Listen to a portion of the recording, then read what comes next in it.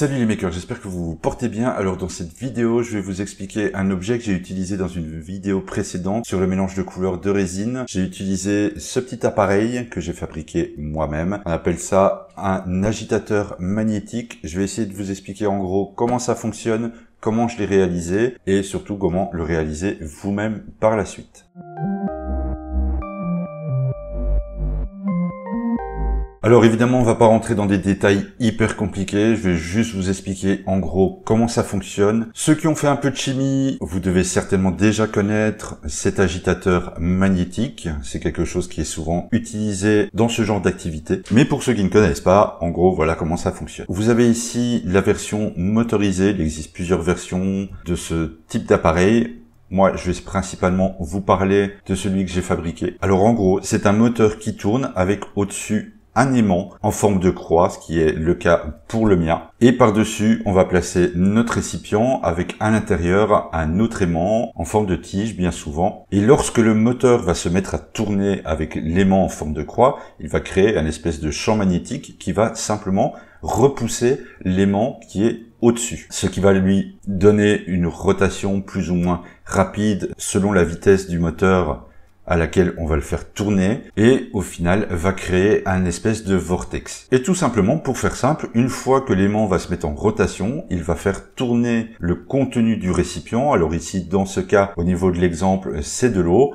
et va tout simplement mélanger son contenu dès qu'on va y mettre notre colorant. Alors ici, l'explication est très simple, mais évidemment, en réalité, c'est un petit peu plus complexe que ça. Il y a certaines choses qui vont jouer sur la quantité que l'agitateur magnétique va être capable de mélanger. Cela va dépendre de la vitesse du moteur, cela va dépendre de l'aimant posé dessus et ça va aussi dépendre de la taille de l'aimant qui est dans le récipient. Ici, j'ai vraiment utilisé tout ce que j'avais à ma disposition déjà chez moi. J'ai acheté très peu de choses. J'ai juste racheté l'aimant qui est posé sur le ventilateur, étant donné que ceux que j'avais ne fonctionnaient pas terriblement bien. Et avec cette série de petits aimants que je peux rajouter ou enlever à ma guise, eh bien, je peux plus ou moins changer le volume, la capacité de mélange de celui-ci. Mais pour exemple, avec tous mes aimants mis un derrière l'autre, l'agitateur magnétique est capable de mélanger 1 litre d'eau. Alors ici, pour la vidéo d'exemple, je vous ai épargné le bruit, car c'est quand même relativement bruyant. Car évidemment, étant donné que les deux aimants s'attirent un contre l'autre, il y a un espèce de bruit de frottement qui se fait dans le fond du récipient. Une chose aussi qui va jouer sur l'efficacité de cet agitateur magnétique va être la densité du liquide qu'il y a à l'intérieur. Il est plus facile pour lui de mélanger de l'eau que de la résine qui est un peu plus épaisse, un peu plus crémeuse.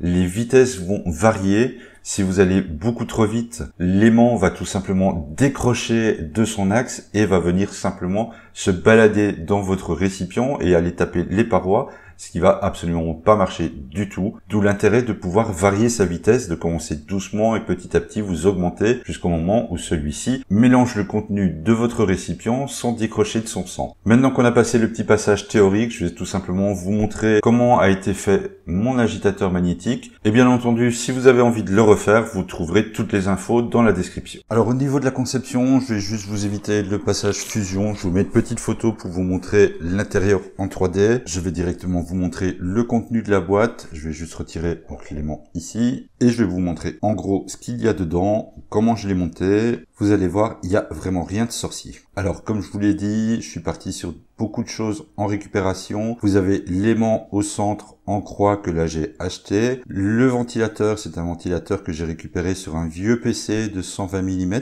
Alors j'ai tellement bien fait ma boîte que malheureusement j'arrive pas à ressortir le ventilateur, mais vous devriez voir ici dans le fond, peut-être que si je fais tourner plus vite, ça devient transparent. Alors désolé si vous avez le petit bruit du ventilateur, mais je vais faire ça très rapidement. Au fond, vous avez une carte que j'ai récupérée d'un vieux travelling photo que je possédais et qui était à la base prévu pour un moteur à 2 sens. Donc celui que je vous ai mis dans la description sera simplement fait pour une seule position, donc un seul sens du moteur. Dessus vient se brancher le potentiomètre qui est ici devant, le ventilateur. Étant donné que ce potentiomètre n'a pas de mise hors tension, vous savez l'espèce de petit clic qui se fait quand on le remet à 0, j'y ai rajouté un interrupteur pour couper le circuit.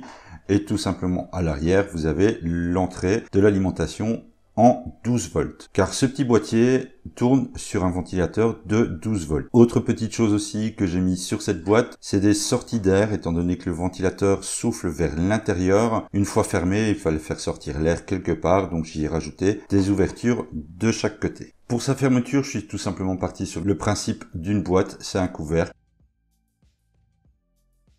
où je peux ensuite tout simplement venir poser le récipient, ou ici l'aimant, et comme je vous le disais, cet aimant, au besoin, je peux tout simplement enlever des morceaux pour le faire plus petit ou plus grand. Alors pour le plaisir, je vais le remettre un peu en route, vous allez voir la rotation de l'aimant ici de beaucoup plus près.